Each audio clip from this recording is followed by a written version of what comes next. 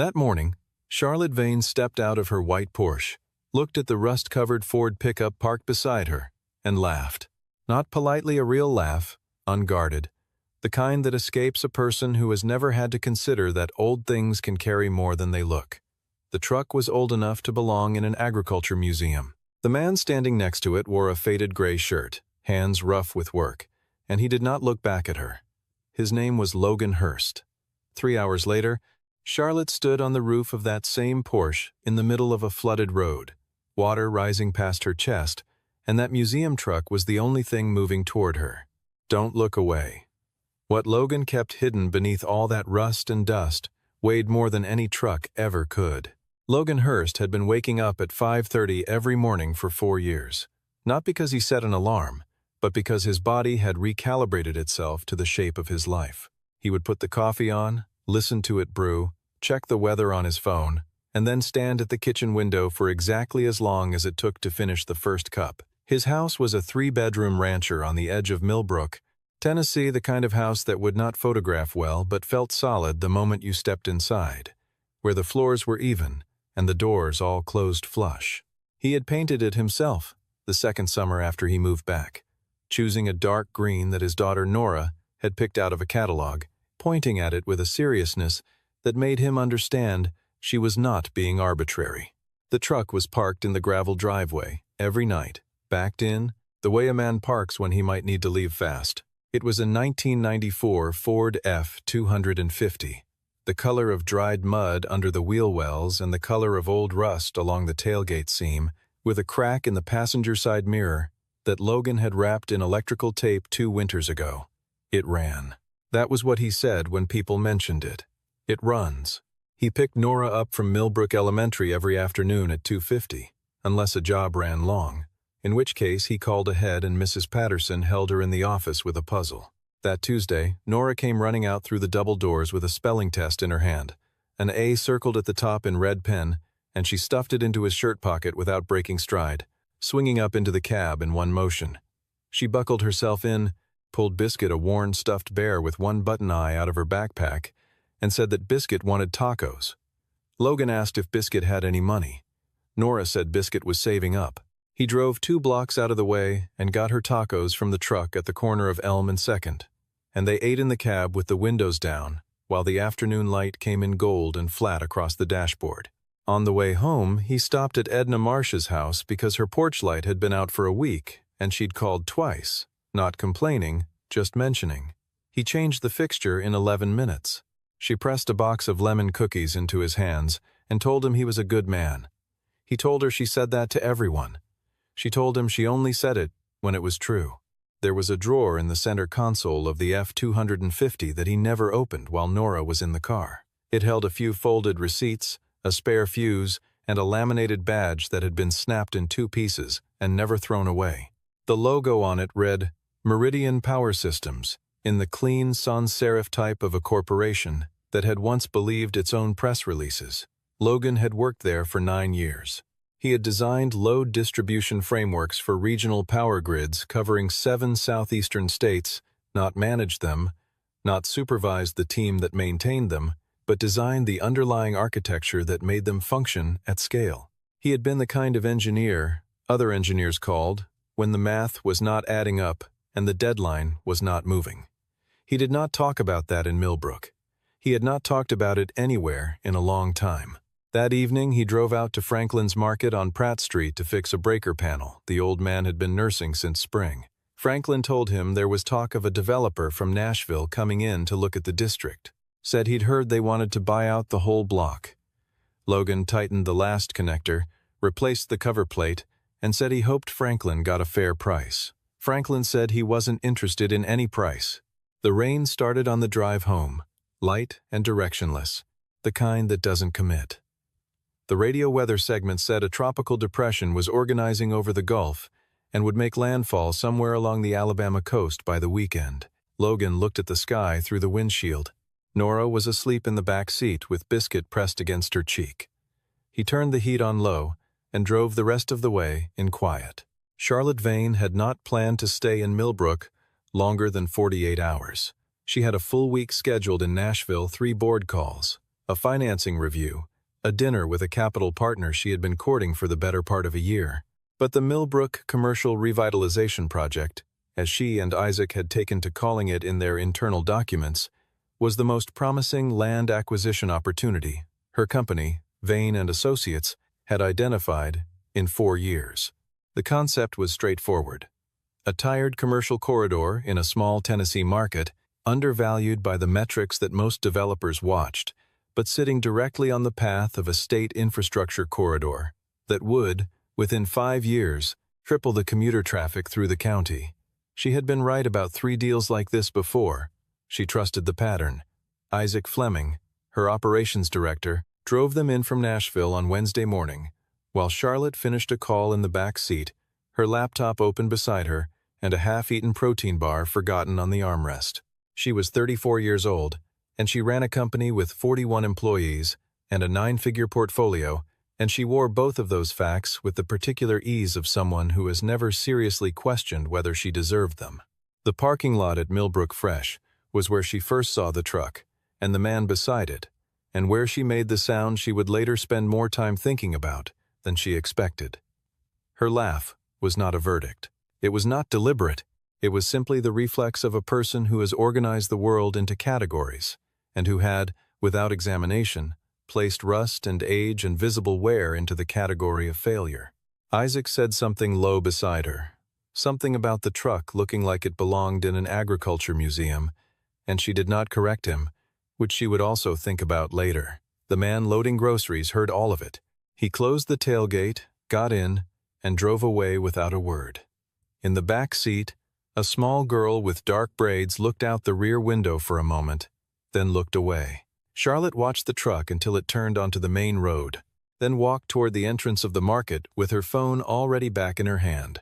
She met with Franklin that afternoon in the back of his shop, at a table stacked with invoices and a coffee maker that looked older than the building. She laid out her preliminary offer, walked him through the projected economic impact, talked about the jobs the development would create, the tax base it would strengthen. Franklin listened with the patience of a man who has heard good arguments for things he doesn't intend to do. He told her the building had been in his family since his grandfather opened it in 1952, and that some things were not available regardless of what the math said. Charlotte left her offer in writing and told him to take his time. On the drive back to the inn, she spotted the F-250 parked in front of a house on the residential side of Pratt Street, and the same man on a ladder at a utility pole, working in the light rain with the focused calm of someone who had done this enough times that the height and the weather were simply conditions, not problems. Isaac glanced up and said something about local tradespeople. Charlotte did not respond. The rain was picking up. She told Isaac the weather would clear by morning. It was the first miscalculation of the trip, and not the one that would cost her the most. The storm did not clear by morning. It did not approach on schedule, or track the path the early models had projected, or announce its severity in a way that gave people time to make different choices. The tropical depression in the Gulf had strengthened overnight into a named storm, and by the time the updated track came through, the outer bands were already over Middle Tennessee, dropping 3 inches an hour on a watershed that had not been dry since August. Millbrook flooded in sections the low ground first, then the underpasses, then the county roads that fed into the highway. By 7 in the morning, the Emergency Management Office had issued a road closure for the stretch of County Road 12 that dipped through the Hatchet Creek bottomland before connecting to State Route 43. There were 2 signs posted. One was on a sawhorse at the north end of the dip. The other was in a text alert that had gone to every registered phone in the county at 6:42, which was 40 minutes before Charlotte had woken up. She had a flight out of Nashville at 11. If she left by 8, she would have time. Isaac mentioned the closure as she was pulling on her jacket. She looked at the map on her phone and weighed the detour 22 additional minutes around the long way against the road, which her phone showed as a 300-foot stretch of low ground that the Cayenne's clearance could manage. Isaac said her name once, in the flat tone he used when he knew she had already decided. Charlotte told him to wait at the inn. She would call when she was through. The first 20 feet of water were manageable. The second 20 were less so. She felt the moment the engine note changed, a subtle roughening, a hesitation, and understood immediately what it meant, because she was not has jumped its banks and is using a county road as a channel. The Porsche died at what she estimated was the center of the crossing. She tried the ignition twice. The water had found the air intake. The vehicle did not respond. She got out. That was the decision that could have killed her, not staying in the water too long, but getting out at all. Because the moment her feet left the running board, she understood that what she had been looking at through the windshield was not still water, but moving water, and it was moving faster and deeper than the surface suggested. She had time to grab the door handle and haul herself up onto the roof before the current reached her calves. She stood there on the white metal in the rain, the water gray-brown and churning below her, pieces of debris sliding past a section of wooden fence, a tire, something orange and shapeless she couldn't identify. Her phone had one bar. She called 911. The operator was calm and brief. Multiple incidents in the county. Crews deployed, estimated response time 40 to 60 minutes. The water, in Charlotte Vane's estimation, was not going to wait 40 to 60 minutes. It had already risen 4 inches since she stopped the car. She could feel the Porsche shifting slightly beneath her, the weight redistributing as the current pressed against the driver's side panel. She looked in every direction, and there was nothing, no other cars, no buildings on this stretch, just the water and the tree line on both sides, and the rain coming down in sheets that made everything past 30 feet indistinct and gray. She had been in difficult rooms before. She had been in negotiations that went sideways, deals that collapsed at midnight, a board meeting 3 years ago where 2 members had tried to remove her, and she had talked for 90 minutes straight until the room changed its mind. She knew how to work a situation. There was no situation to work here. There was only water and patience and the particular helplessness of a person who has spent years building systems to manage risk, discovering that not all risks are manageable. And then, from the north end of the road, through the curtain of rain, came the sound. Low and mechanical and unmistakable. Not the clean hum of a modern engine, but the deeper, unhurried voice of something built before engineers worried about how things sounded. 2 headlights appeared high-mounted, amber, the kind of lights positioned to see over tall grass and uneven terrain. The truck came down to the waterline and stopped. Logan had not been driving toward Charlotte Vane. He had been driving toward the Maplewood residential block, 3/4 of a mile past the crossing, where 6 houses on a spur line fed off a transformer that was likely overwhelmed by the storm load and possibly damaged. He had gotten a call at 6:30 from a woman named Mrs. Tully, who said her power had gone out and her husband's oxygen concentrator was running on battery backup. Logan had dropped Nora at Edna Marsh's house with her backpack and biscuit and a written note of his cell number, and he had loaded his gear and driven into the storm. He reached the County Road 12 closure, ignored the sawhorse, not out of recklessness, but because the F-250 sat high enough and was heavy enough, and he knew this road in 3 seasons of flood, and that was when his headlights found the white Porsche, sideways in the current, and the figure standing on its roof. He pulled to the edge of the dry road. He did not need more than 2 seconds to assess the situation. He recognized the car. He got out. The water was at his waist by the time he reached mid-crossing, cold enough to pull the breath short. The current steady but not overwhelming for a man with his weight and footing. He had the tow strap over his shoulder, a 2-inch nylon strap, old enough that the webbing had softened, rated for 12,000 pounds. He worked the hook through the tow point under the Porsche's rear bumper without speaking, without asking Charlotte for anything, without looking up at her more than once to confirm she was upright and uninjured. The water tried to move him twice. He planted and waited it out both times.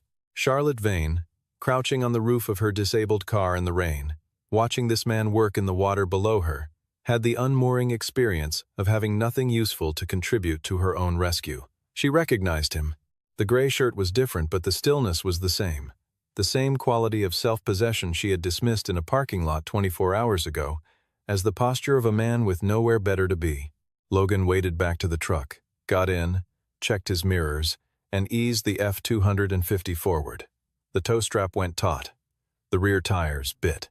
The truck's engine deepened and steadied, the whole frame shuddering once as the weight transferred, and then the Porsche began to move slowly, then with more confidence, dragging through the current and up the gentle grade, toward the dry road edge. Charlotte rode the roof until the Porsche's rear wheels found solid ground, then climbed down, her legs uncertain under her. Logan had already gotten out to unhook the strap. He worked the clip loose, wiped it against his jeans out of habit, and began coiling the strap back into its loop. He looked at her once, a direct, even look, no more theatrical than a contractor confirming a job was done. He said quietly, without preamble, "You hurt anywhere?" She shook her head. He nodded, the way a person nods when they have confirmed a fact, and filed it. He turned back to the truck. Charlotte said something, started to say something, tried to locate in the standard vocabulary of gratitude a sentence equal to what had just happened, and found nothing adequate. Logan pulled open the driver's door and said, without turning around, that she should get to higher ground and that the water was still rising on this stretch. Then he got back in, and the F-250 rolled forward and down into the crossing, without any hesitation at all, heading toward Mrs. Tully's house and the man with the oxygen concentrator, because that was where he had been going before he stopped, and stopping had not changed his direction. Charlotte stood on the road shoulder in the rain and watched the truck's taillights until they disappeared into the gray. She was shaking from the cold, she told herself, from the cold and the adrenaline. Isaac found her 20 minutes later after she called him from the high end of the road. He asked if she was all right. She said yes. He asked about the car. She looked back at the Porsche, which had died with its nose pointed toward the water and its rear end resting at an angle on the gravel shoulder, and said she wasn't sure yet. She did not say anything else for a long time. Isaac, who had worked for Charlotte Vane for 4 years and had learned to read her silences the way a navigator reads weather, understood that something had shifted and said nothing further. The roads out of Millbrook stayed closed through Thursday. Charlotte took a room at the Millbrook Inn, 12 units, hand-painted sign, a breakfast served at 7 by the owner's wife, who remembered everyone's order and did not write it down. That first evening, Charlotte sat on the edge of the bed in her room and looked at her hands, which were steady again, and thought about the crossing. Not about the water or the car or the logistics of the rescue, about the man, about the specific quality of attention he had brought to an emergency that was not his emergency, not reluctant, not performed, but simply present in the way of someone who has already answered the question of what kind of person he is and does not need to revisit it under pressure. She had been in corporate environments for 11 years. She had hired several hundred people. She recognized competence when she saw it. What she had seen in that crossing was something more precise than competence. It was mastery applied without audience. She asked Isaac to run a background search on a local electrician named Logan Hurst. Isaac came back in an hour with a thin file. Hurst Electric, sole proprietorship, registered in Crane County, Tennessee, 4 years prior. Address on Birchwood Lane. 1 employee himself. Licensed electrician, general and low voltage. Before that, the file went nearly silent. No social media, no news mentions, no professional directory listings. The 4 years before Millbrook were a blank in every database Isaac knew how to search. "He's basically a ghost," Isaac said. Charlotte stared at the paper for a moment, then at the space where the earlier history should have been. She had built a career on finding what was under the surface of things, undervalued properties, overlooked corridors, assets that the market had mislabeled. She recognized the shape of something that had been deliberately removed from view. She did not ask Isaac to keep looking that night. The next morning was clear and cool, the sky washed to a pale blue by the storm, the gutters still running. Charlotte walked the main street of Millbrook because the Porsche was at the only repair garage in town, and she had nowhere else to be. She turned onto Birchwood Lane without fully deciding to. The F-250 was in the driveway. Logan was on the roof of Edna Marsh's house with a pry bar, pulling up 3 shingles the storm had folded back. A small girl sat under the oak tree in the yard, with a spiral notebook and a set of colored pencils, drawing something with absolute concentration. The girl looked up when Charlotte's shadow moved across the grass. She said, without preamble, the way children locate the center of a thing immediately, "Are you the lady my dad pulled out of the water yesterday?" Charlotte stopped. She said yes, that was her. The girl nodded, satisfied, and said that Biscuit thought her dad was brave. but that her dad said it was just something that needed doing. Then she said her name was Nora and asked if Charlotte wanted to see her drawing. It was a picture of the truck large, deliberately colored in brown and orange, with a chain coming off the back and a white car at the end of it. In the white car, a figure with long hair stood on the roof with both arms raised. Charlotte looked up at the roof. Logan was looking at her.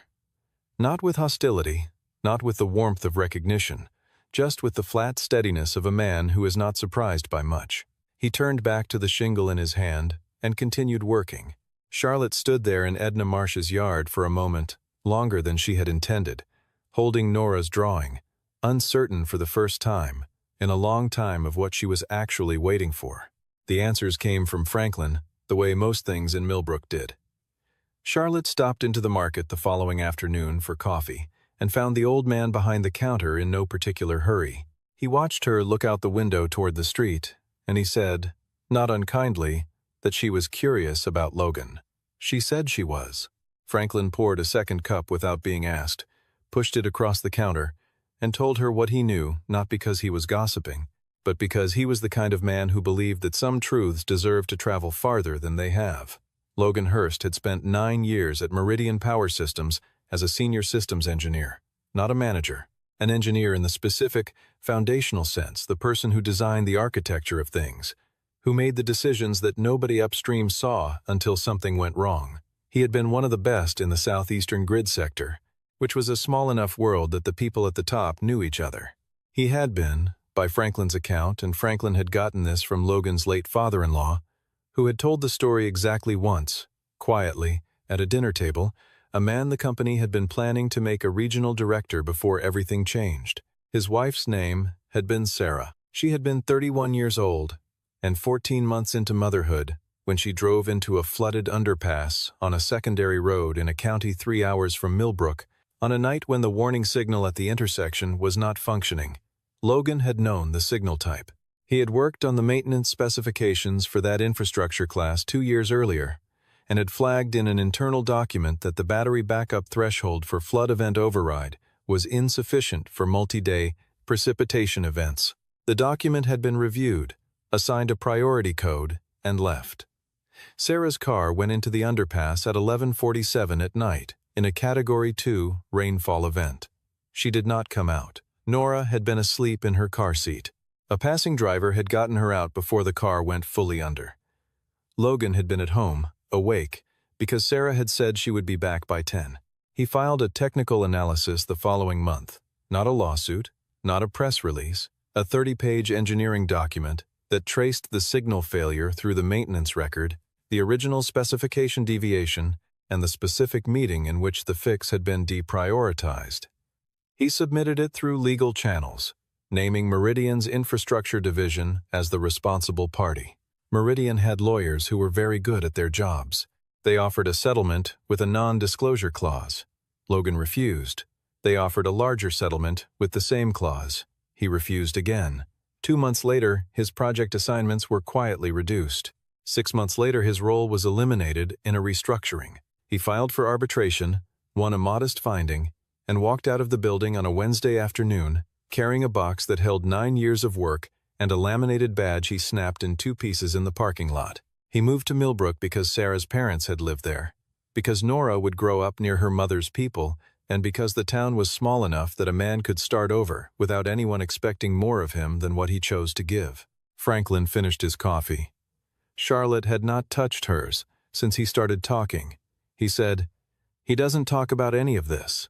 The only reason I know is because Robert Sarah's father told me one night before he passed, and I've never said it to anyone in this town, and I'm telling you because you're about to make a decision about this place, and I think you should know what kind of people live here before you decide what it's worth." Charlotte looked at the coffee cup. She thought about the badge in the truck's center console that she had noticed, briefly. When Logan was loading gear before the rescue, she hadn't understood it then. She thought about the tow strap and the steadiness in the current and the $12,000 Porsche pulled free by a man the world had already tried twice to make feel small, who had declined both times. She stood up, left a 20 on the counter for the coffee, and walked out into the afternoon light. The main street of Millbrook looked different to her than it had 2 days ago. though nothing on it had changed. The town hall meeting was Thursday evening, held in the Millbrook Community Center, a building that smelled of wood floor polish and old coffee and had been the site of every consequential local conversation for 40 years. Charlotte and Isaac arrived at 6:50, with a presentation on Isaac's laptop and a projector they had borrowed from the inn. The room held about 40 people, council members, business owners, a few farmers, several residents who had come out of the particular small-town awareness that when someone from the city comes to explain an opportunity, the community had better be there to ask questions. Charlotte set up, adjusted the projector, and presented. She was good at this. She had given versions of this presentation many times, and she knew how to move between the emotional case jobs, growth, revitalized infrastructure, and the empirical case land values, traffic projections, comparable developments in analogous markets. The council members listened with the attentiveness of people who had seen developers come through before and knew the difference between a presentation and a promise. Logan was in the back row. She had not seen him come in. He was wearing a clean flannel shirt, unbuttoned at the collar, and he had a small notebook on his knee with nothing written in it. Charlotte noticed him during the third slide and held her next sentence half a beat longer than intended before continuing. The questions from the floor were predictable. Displacement concerns, parking, the timeline for construction noise. Charlotte answered them precisely and honestly, which she had found was always the most efficient approach. Then Logan raised his hand. She recognized the gesture and nodded to him.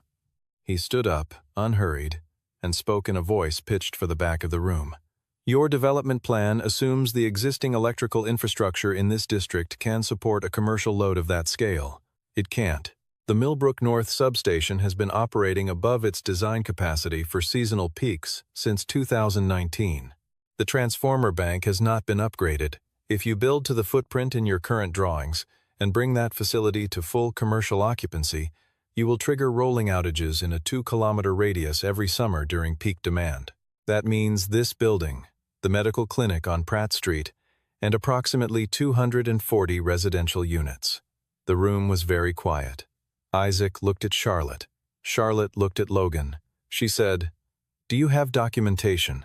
Logan reached into the notebook and removed a folded sheaf of papers not printed on a company letterhead, not bound, not formatted for an audience, just the numbers set down on pages by someone who did not need the presentation to know the work was right. He set it on the table at the end of the row.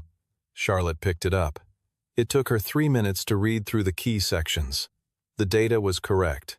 It was not approximate or directional. It was precisely correct, and it covered an infrastructure gap that her engineering consultants, a firm she paid $200,000 a year, had not identified in 6 months of due diligence. The meeting adjourned without a decision. People filtered out in small groups, talking quietly. Charlotte stood at the table with the projector still running and the papers in her hand.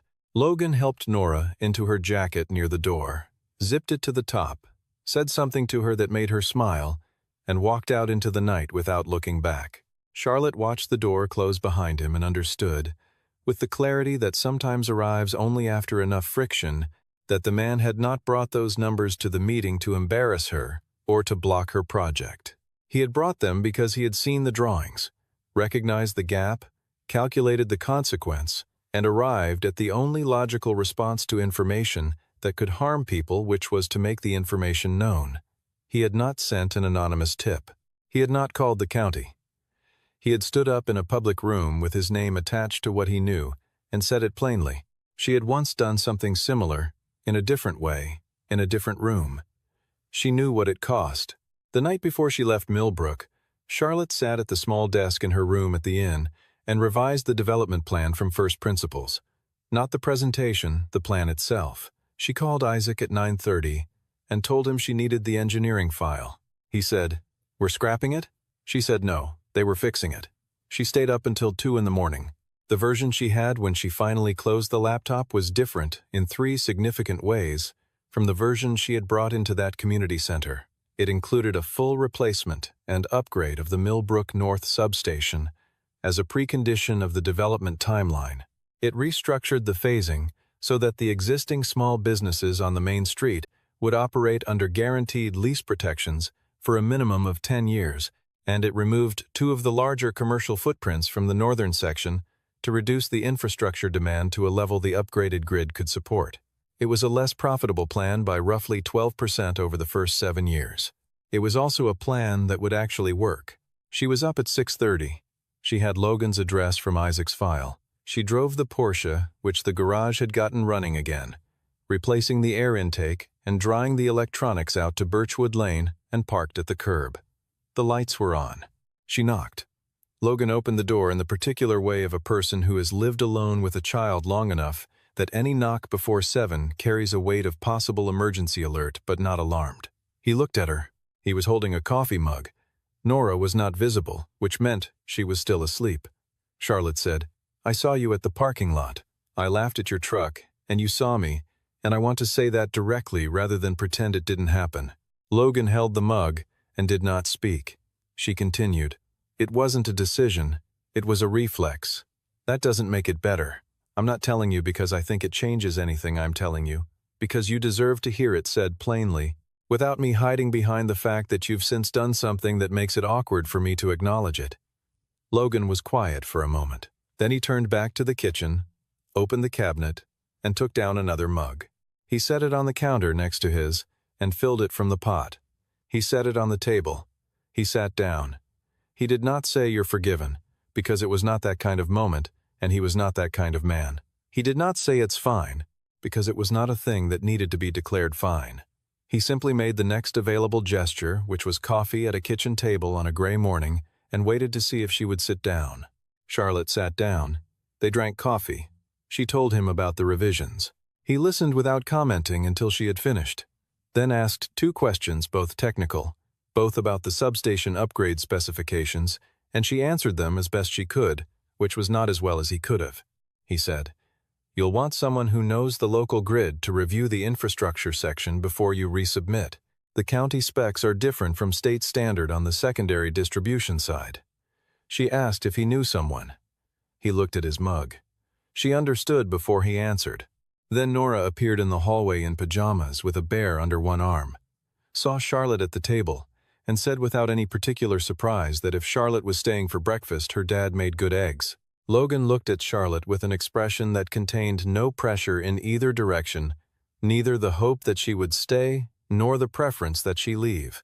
Charlotte looked at the window, where the morning was coming in clear and cold over the yard, and thought about the 11 missed messages on her phone, and the restructured project file on her laptop, and the flight she had not yet rebooked. She said she would stay for eggs. Logan stood up and went to the refrigerator. Nora climbed into the chair across from Charlotte, settled Biscuit on the table, and began to explain, in the unprompted and detailed manner of 7-year-olds, exactly what Biscuit thought about scrambled versus fried. Charlotte listened. For the first time since she had driven into Millbrook, she did not look at her watch. 3 weeks later, the revised proposal arrived at the Millbrook Town Council with a cover letter on Vane and Associates letterhead. The new plan included a line item for Millbrook North substation replacement totaling $1.4 million, a 10-year commercial lease protection clause for all existing Main Street tenants, and a revised phasing schedule that shifted groundbreaking to the second quarter of the following year to allow for infrastructure completion. In the appendix, under the heading Technical Review and Infrastructure Consultation, there was one entry: Hearst Electric Industrial Electrical Infrastructure Advisory. Franklin received a preliminary letter of intent for a supply partnership with the planned development's food hall anchor, covering procurement of locally sourced goods. He called Logan that evening and said, "That woman's not as bad as I thought." Logan was in the backyard watching Nora run circles around the tire swing. He said, "She's probably better than either of us thought." Franklin laughed and said Logan only said that because he'd had her coffee. Logan said nothing, which was its own answer. The call from Isaac came on a Thursday afternoon. Logan was under a kitchen sink in a house on Oak Street, replacing a junction box that someone had wired badly and never corrected. He listened to the offer while lying on his back looking at the subfloor. The retainer was fair. The work was real, not ceremonial, not a gesture toward the community, but actual infrastructure review and specification writing for a commercial project that needed someone who understood both the technical side and the local grid's particular history. The terms Isaac read were standard. Then Isaac said, "There's one contingency the client wanted to flag. The work would require periodic travel to Nashville for project meetings." Logan set down his pliers. He looked at the junction box above him for a moment. Then, at the rectangle of afternoon light coming through the window over the sink, he called back 6 minutes later when he was standing in the driveway, which was where he went when he needed to hear himself think. He told Isaac he would take the contract. He said there was one condition, and that the condition was not negotiable. All site work would be performed locally, and all Nashville meetings would be scheduled with a minimum of 1 week's notice and could not be stacked consecutive, because he had a daughter and a custody schedule that was not a custody schedule so much as a life. Isaac said he would confirm with the client. Logan said to confirm or decline, not to discuss. The call ended. Isaac walked into Charlotte's office in Nashville and told her Hearst had agreed with one condition. He read it. Charlotte was quiet for a moment. Then she said, "Accept it. No revisions." Isaac wrote it down. Charlotte turned back to the screen. The project map of Millbrook was open on her left monitor. She had been looking at the substation placement when Isaac came in. The stretch of County Road 12 was marked on the map in red, the way emergency-flagged infrastructure always was. She looked at it for a second, then reduced the view and opened the next file. In Millbrook, the F-250 was in the driveway of the Birchwood Lane rancher every morning when the sun came up, backed in the way a man parks when he might need to leave fast, its paint worn down to the primer, in patches along the tailgate, its passenger side mirror wrapped in electrical tape that had been there since February. It had started every morning without complaint for 31 years. It would start the next morning, too. Somewhere, some months back, a woman in a white Porsche had laughed at it in a parking lot. That woman now knew exactly what it was capable of, and so did the 240 households in its grid radius, and so did the town council of Millbrook, and so did a 7-year-old girl who had drawn a portrait of it in orange and brown crayon that was currently taped to the refrigerator door in a house that smelled like coffee and lemon cookies and wood floor wax, where the doors all closed flush, and where things that ran were not replaced just because they looked like they should be.